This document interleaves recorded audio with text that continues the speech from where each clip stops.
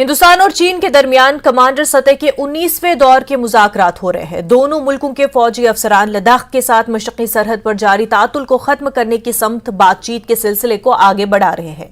ख्याल है कि दोनों ममालिक के दरमियान कमांडर सतह के 18 दौर के मुज़ाकरात हो चुके हैं। जराये के मुताबिक हिंदुस्तान स्ट्रैटेजिक लिहाज से अहम दिस्पोंग और डेमचुक इलाकों में फौजी दस्तों को हटाने के अपने मौक़िफ़ को दोहराएगा।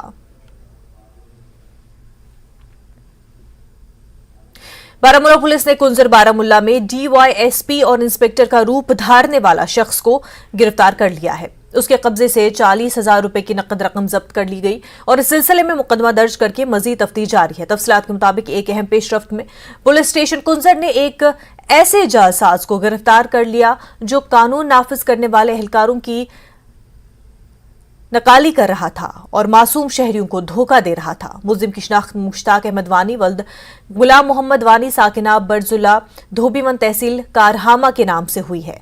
एक तहरीरी शिकायत के बाद ये कार्रवाई की गई। तफ्तीश से साबित हुआ है कि मुल्जिम अपने आप को सब इंस्पेक्टर और डीएसपी दोनों जाहिर करके गैर मशरूक अफराद को धोखा देता था। इस धोखेदही के जरिए मुल्जिम शिकायत कुनिंदा से 90,000 रुपए लूटने में कामयाब हो गया। हुकाम मशकूक सरगर्मियों की इतला देने में शहरियों की चौकसी को सराहते हैं और नामालूम अफराद से निपटने के दौरान सबसे मोहतात रहने की ताकीद भी करते हैं। जम्मू से कठवा जा रही एक बेकाबू ट्रक ने सांबा जम्मू पठानकोट कौमी शाहराह पर सांबा के चीची माता मंदिर के करीब सड़क पर 8 भैंसों को कुचल दिया। इस हादसे में 5 भैंसों की मौके पर ही मौत हो गई और 3 बुरी तरह जख्मी हो गई। सांबा पुलिस ने मौके पर पहुंचकर उन्हें हटाया। मुर्दा भैंसों को हाईवे से हटा दिया गया। जख्मी भैंसों के इलाज के लिए महकमे वेटरनरी के हुक्काम को इतला दी गई। पुलिस ने ट्रक ड्राइवर को भी हिरासत में ले लिया है। पुलिस के मुताबिक अभी तक इन भैंसों के मालिक का पता नहीं चल सका है।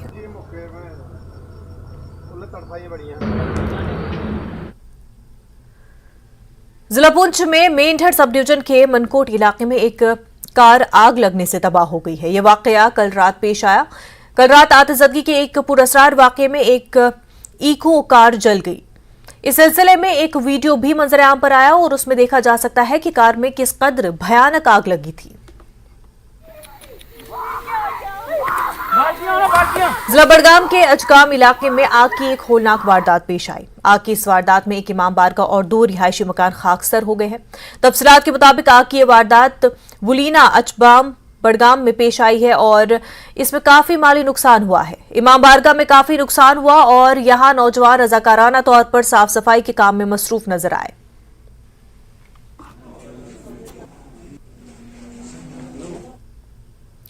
सांबा जिले में विजयपुर शिवनगर के इलाके में 2 ग्रुप्स में तसादुम हुआ। बताया जा रहा है कि किसी बात पर 2 ग्रुपों ने एक दूसरे पर हथियारों से हमला कर दिया। इस हमले में 3 नौजवान शदीद तौर पर जख्मी हो गए। जख्मियों को विजयपुर अस्पताल में इब्तदाई तिब्बी इमदाद के बाद जीएमसी जम्मू रेफर कर दिया गया। पुलिस ने केस दर्ज करते हुए तहकीकात शुरू कर दी। पुलिस की रिपोर्ट के मुताबिक इस मामले से जुड़े 5 लोगों को हिरासत में लिया गया और मजीद तहकीकात जारी है।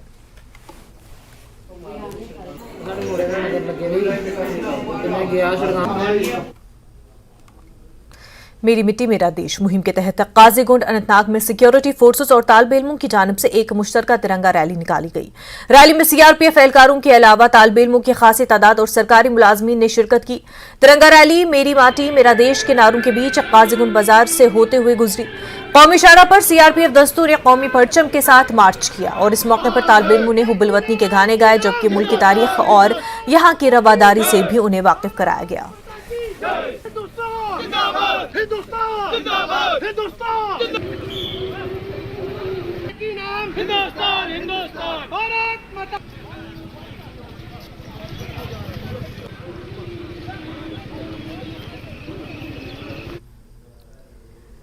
बीजेपी कारकुनों ने आज जम्मू के तालाब तल्लू इलाके में तिरंगा रैली निकाली। जम्मू कश्मीर बीजेपी के सदर रविंद्र रायना, एमपी जुगल किशोर शर्मा, साबिक वजीर एस शर्मा और बड़ी तादाद में पार्टी कारकुनों ने इस रैली में शिरकत की। रैली में बीजेपी के कारकुनों ने भारत माता की जय, सबसे प्यारा भारत देश हमारा के नारे लगाए। उन्होंने महबूबा मुफ्ती जैसे ओपोजिशन लीडरों को ये कहते हुए निशाना बनाया कि वादी कश्मीर में तिरंगा रैलियों में लोगों की बड़ी तादाद ने शिरकत की। ऐसे लीडरों के लिए मौजू जवाब है जो कहते थे कि 370 की मनसूखी के बाद कश्मीर में कोई तिरंगा हाथ में नहीं उठाने वाला होगा। रैना ने फारूक अब्दुल्ला को पाकिस्तान के साथ मुज़ाकरात की वकालत करने पर भी निशाना बनाया। उन्होंने कहा कि ऐसे बयानात की कोई बुनियाद नहीं। जम्मू कश्मीर के हर शख्स के दिल में तिरंगा झंडा है। जम्मू कश्मीर के अंदर हर रहने वाला नागरिक हिंदुस्तानी है।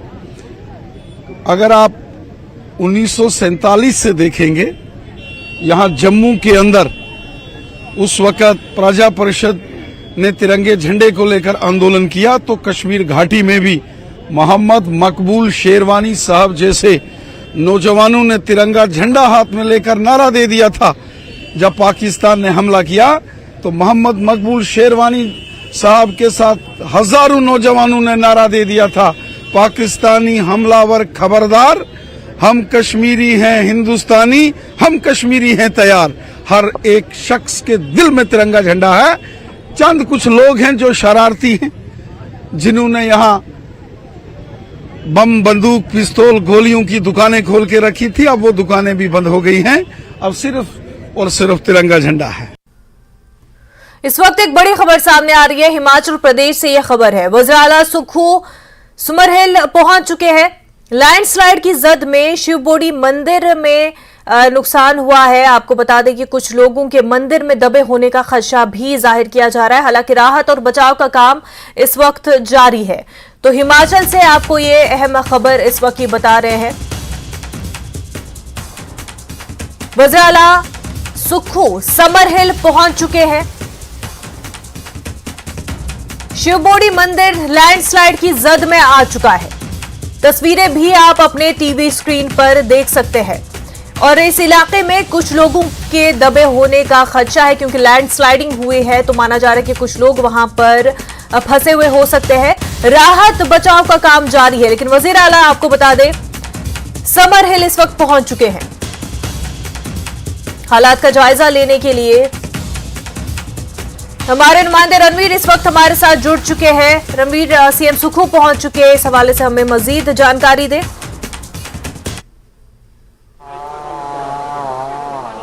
जी हाँ, देखिए, मुख्यमंत्री सुखविंदर सिंह सुक्खू यहाँ पर पहुंचे हैं और उनके साथ जो स्वास्थ्य मंत्री है कर्नल धनीराम शांडिल, वो भी यहाँ पर पहुंचे हैं। उनका घर भी यहीं पर पास में ही है।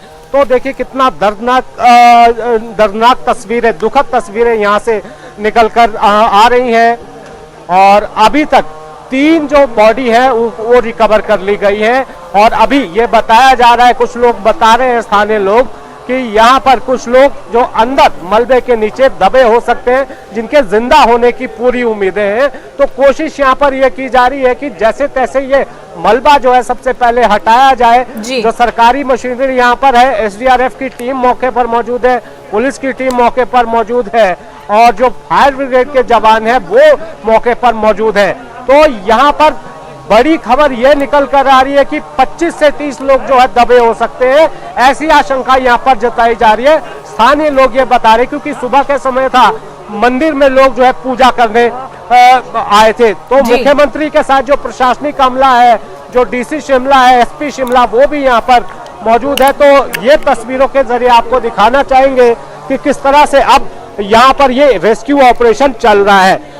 बड़ी बात इसमें यह कि अभी तक कोई बड़ी मशीनरी नहीं आ पाई है। तो यहाँ पर ये देखना होगा कि चाहे JCB हो, चाहे कोई और ऐसी मशीनरी हो जिससे जल्दी मलबा हटाया जा सके, वो अभी पहुंचा नहीं है। वो मशीनरी क्या वजह है इसकी कि अभी तक बड़ी मशीनरी वहां पर पहुंची नहीं है? क्योंकि इससे पहले भी जो खबर आ रही थी, सिर्फ एक JCB था वहां पर शायद मलबा हटाने के लिए। तो क्या दिक्कत पहुंच रही है उस जगह तक पहुंचने के लिए? वहां का रूट जो है वो सही नहीं है?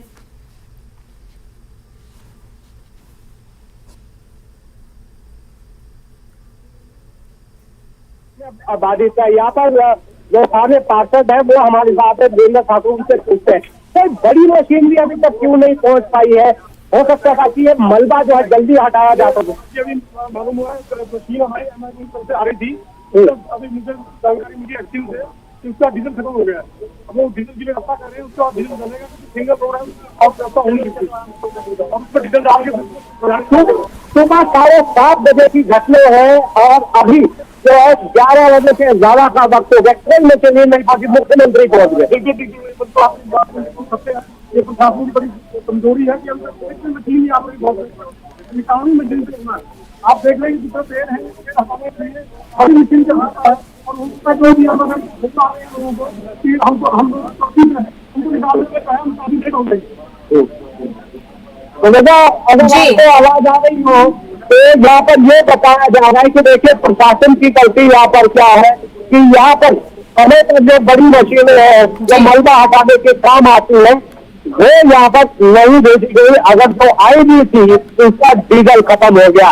इससे बड़ी जो है देखिए चूक किया जा सकते हैं, क्योंकि ये भी हो सकता है कि दिन रात मशीनें भी लगी है, सरकारी मशीनें भी, जहाँ देखो वहाँ मशीनें भी लगी है, सरकारी मशीनें भी।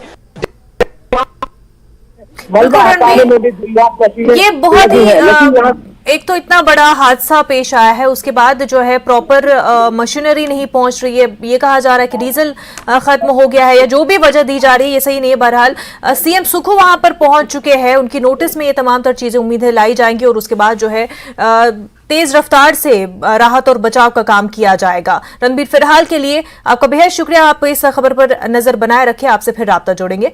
बेहद शुक्रिया। फिलहाल वक्त हो गया एक छोटे से ब्रेक का, जल्द हाजिर होंगे और खबरें उसके बाद भी लगातार जारी रहेंगी।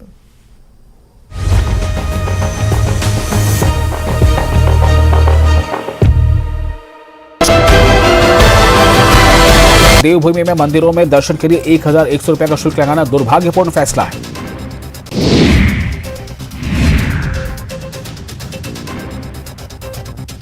राज्यपाल श्री प्रताप शुक्ल ने चंडीगढ़ शिमला NH 5 पर चक्की मोड़ के पास बीते दिनों बारिश से हुए नुकसान और क्षतिग्रस्त हुए NH का जायजा लिया। इस दौरान डीसी सोलन मनमोहन शर्मा और अन्य विभागों के अधिकारी मौके पर मौजूद रहे।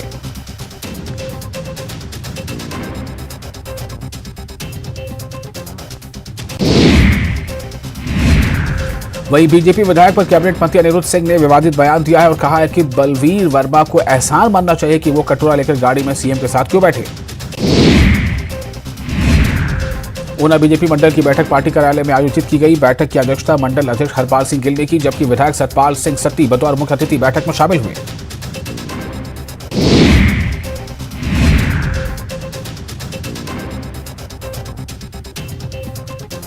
माता चिंतपूर्णी मंदिर में वीवीआईपी दर्शन के लिए 1001 पेट सफा आयुर्वेदिक चूर्ण, पेट सफा तो हर रोग दफा।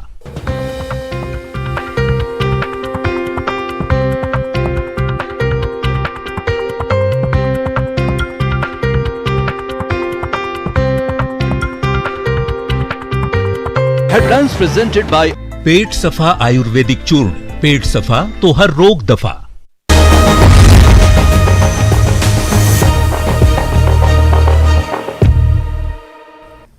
ब्रेक के बाद आपका खैर मकदम है। जम्मू कश्मीर में एलओसी पर दुश्मन के किसी भी नापाक अज़ाइम को नाकाम बनाने के लिए एलओसी पर सख्त निगरानी रखी जा रही है। जम्मू कश्मीर के अखनूर सेक्टर में एलओसी के करीब फौज के जवान गश्त करते रहते हैं।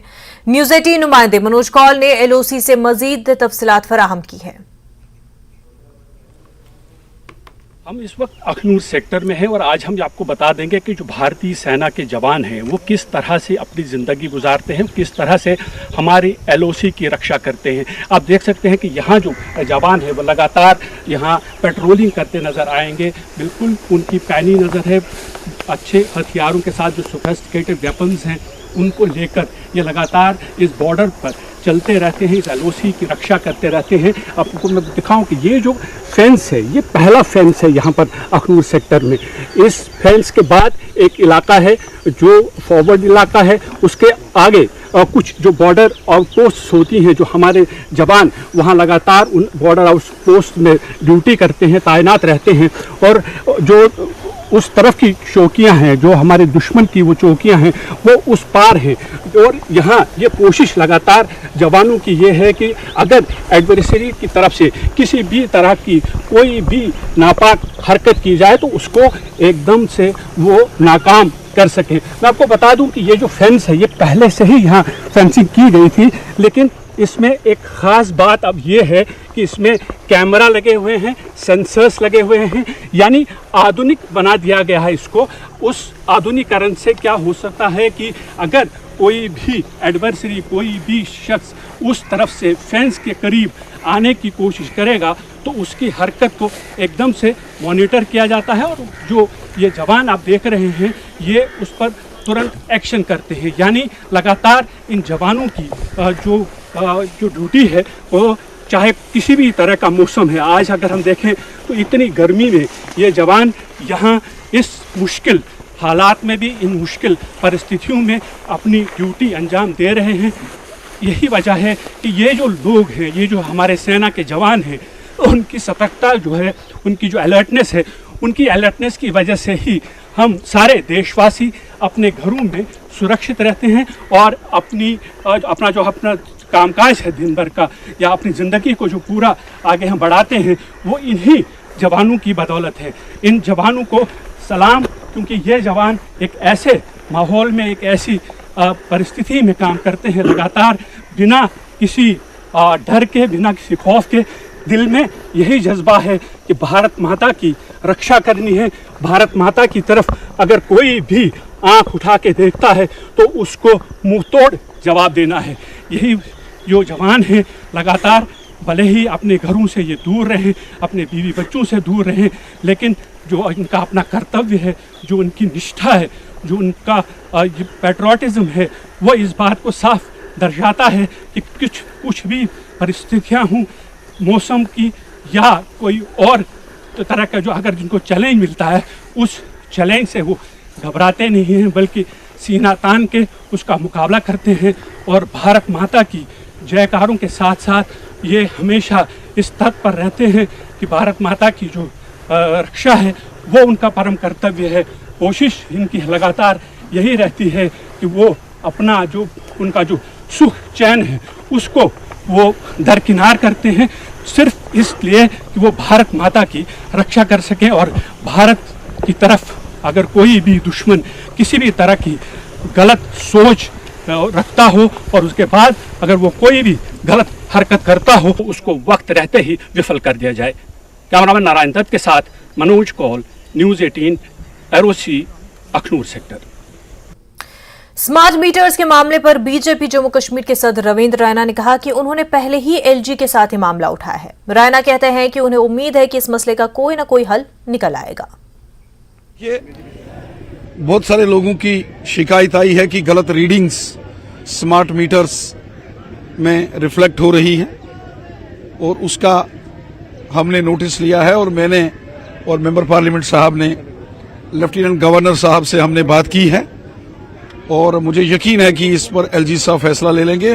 हालांकि एलजी साहब ने ये कह दिया है कि गरीबों के जितने भी बिल हैं वो माफ कर दिए जाएंगे, ये लेफ्टिनेंट गवर्नर साहब ने कहा है।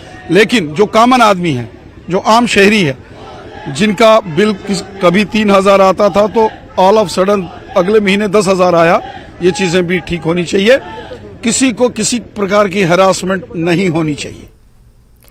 ज़ंस्कार पानीखर में यौम आज़ादी से कबल फुल ड्रेस रिहर्सल का इनकाद किया गया। Full dress rehearsal sub division Zanskar और गवर्नमेंट HSS ग्राउंड पानीखर में मुनक्किद की गई। ज़ंस्कार सब डिवीजन में जश्न आज़ादी की मुकम्मल ड्रेस रिहर्सल स्पोर्ट्स स्टेडियम पद्म में मुनक्किद की गई है। इसमें लद्दाख पुलिस, NCC और दीगर ने हिस्सा लिया। बड़ी तादाद में स्टूडेंट्स ने भी हिस्सा लिया।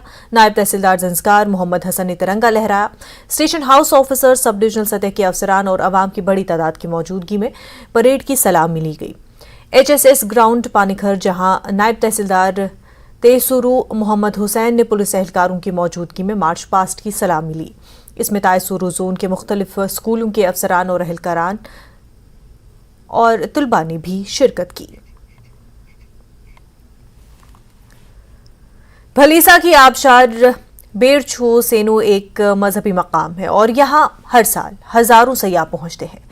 इसके करीब सड़क की तामीर के बायस बेरछू आबशार का आधे से ज्यादा रकबा तबाह हो चुका है। इस मकाम की अहमियत मजहबी और सयाहती नुक्ते नजर से बहुत ज्यादा है। साबिक MLA भद्रवा दिलीप सिंह परिहार ने इलाके का दौरा किया और इस मुश्किल वक्त में सब्र और इंतजामिया का साथ देने के लिए सेनो भलीसा के लोगों का शुक्रिया अदा भी किया। उन्होंने कहा कि जिन्होंने ये साजिश की उनके खिलाफ कानूनी कार्रवाई की जाएगी और यहाँ के लोगों को तकलीफ पहुंचाई गई है। लोग भी इस मामले की आला सतही जांच चाहते हैं। उन्होंने LG इंतजामिया से अपील की कि सयाहती मकाम को जल्द अज जल्द दोबारा तैयार किया जाए और नुकसान पहुंचाने वाले एजेंसी के खिलाफ सख्त कार्रवाई की जाए।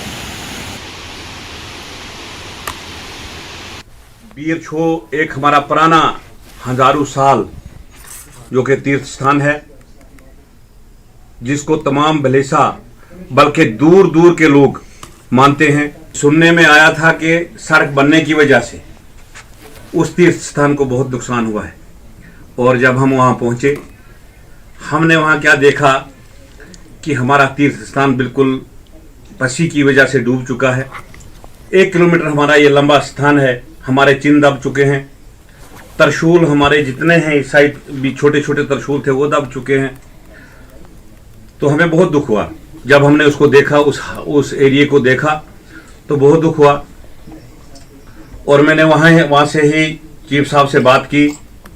चीफ साहब जो PMJSY के हैं उनसे बात की है, और उन्होंने कहा कि जल्दी ही हम इसको रिस्टोर करेंगे, जो भी नुकसान हुआ है उसकी भरपाई करेंगे। आज इनने जो सड़क बनाई है वो मैंने वहां देखी, जो तीर्थ स्थान है हमारा उसके ऊपर 10 मीटर सड़क बनाई है। उसका क्या जरूरत थी, वहां 6 मीटर सड़क होती तो बहुत थी। और जब वो पहाड़ है बहुत ज्यादा, उसको लैंडस्लाइड हुआ है, वहां से जब वो पसी आई है तो उस पसी का इतना नुकसान हुआ है कि नीचे हमारा वो जो हमारी बीर छो की झील है, निसब झील जो है, निसब झील हमारी दब चुकी है।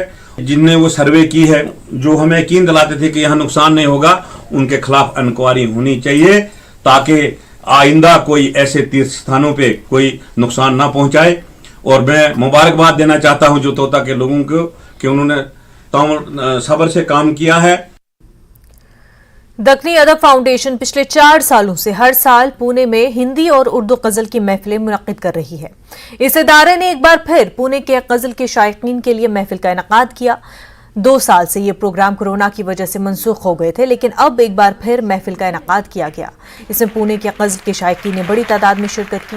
पुणे के मशहूर शायरों सुनैना काशरू, मोनिका सिंह और गुलकार दत्ता प्रसाद रांडे ने गजलें और मौसीकी पेश की। इसे पुणे वालों ने पुरजोश अंदाज में पसंद किया। है अपने आप को खोजने का, चतुराई का पहन लिबास। कि इस महफिल में आप सब आए, मुझे बहुत अच्छा लगा। ये मेरी और मोनिका की कोशिश है कि गज़लों और नज़्मों को यंगर जनरेशन तक ले जाएं, पुराने शायरों के बारे में बात करें। इस साल की खासियत ये थी कि हमने पेंडेमिक के बाद हम गिरीश कुलकर्णी जी थे, प्राण किशोर जी थे, वैभव जोशी थे, बड़े बड़े लोग थे हमारे साथ। और साथ में मेरे लिए बहुत ज़रूरी खास था क्योंकि मेरे पिता जो हाल ही में स्वर्ग सिधार गए, उनकी आखिरी नज़्म चर्चा तेरा आम है, उसे भी हमने रिलीज़ किया। एक शायर की तौर पे उनकी पहली और आखिरी नज़्म वो है, तो ये मेरे लिए बहुत खास था। नहीं, इस साल भी हर साल की तरह ही उतनी एनर्जी थी। मैं ये कहूँगी कि इस साल शायद लोगों अलग अलग तरह के लोग आए जिनको शायरी कविताएं पसंद थी। पिछले साल का क्राउड अलग था, तो ये है कि ये कार्यक्रम जो है और मतलब दीगर लोगों तक जा रहा है, तो बिल्कुल ये हमारी कामयाबी है। और मैं ये मानती हूँ कि इससे हमको और ऊर्जा मिली है कि अगले साल हम और इससे भी बेहतर कुछ लेके आए। मुल्क भर में जश्न आज़ादी की तैयारियां जोरों पर है। जश्न आज़ादी की तकारीब सब बहुस्न और बखूबी मनाई गई हैं। इसका ख़ुसूसी ख्याल रखा जा रहा है। इसी के पेश नज़र अमरनाथ यात्रा भी 2 दिनों के लिए मौकूफ कर दी गई है।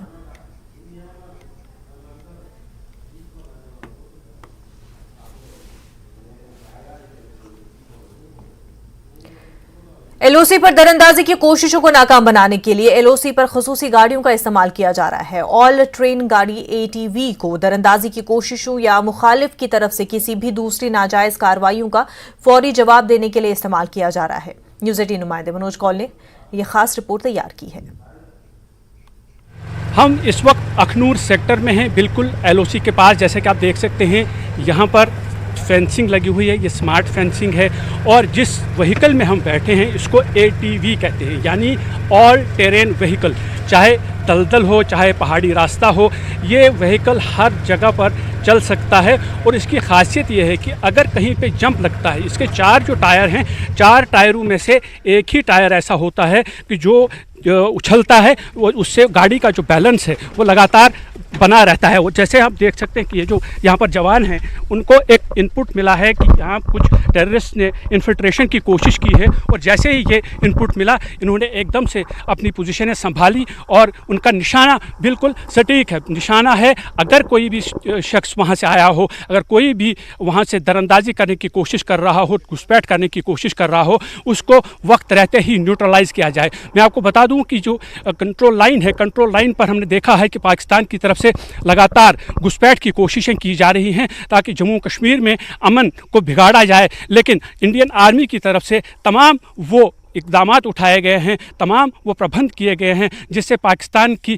किसी भी कोशिश को नाकाम बनाया जाए। तो ये सबसे बड़ी ये जो उपलब्धि है भारत सरकार की वो ये है कि एक तो मशीनरी है, टेक्नोलॉजी का इस्तेमाल हो रहा है, लेकिन उसके ऊपर सबसे बड़ा जो एक कदम है, जो सबसे बड़ी उपलब्धि है वो है इन जवानों का जोश, इन जवानों का जज्बा, इन जवानों की ये कोशिश कि भारत माता की तरफ अगर कोई भी आँख उठा के देखता है तो उसको मुंहतोड़ जवाब दिया जाए। यही वजह है कि पिछले कई दिनों से हमने देखा कि पाकिस्तान की तरफ से जितनी भी घुसपैठ की कोशिशें की गई हैं उनको नाकाम बनाया गया है। ये टेक्नोलॉजी और हमारे जवानों की जो जज्बा है उसी का एक नतीजा है। कैमरामैन नारायण दत्त के साथ Manoj Kaul, news 18 LOC Akhnoor sector.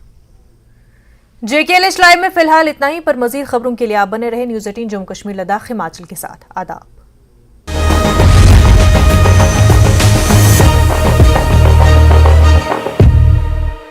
For viewers, India's largest news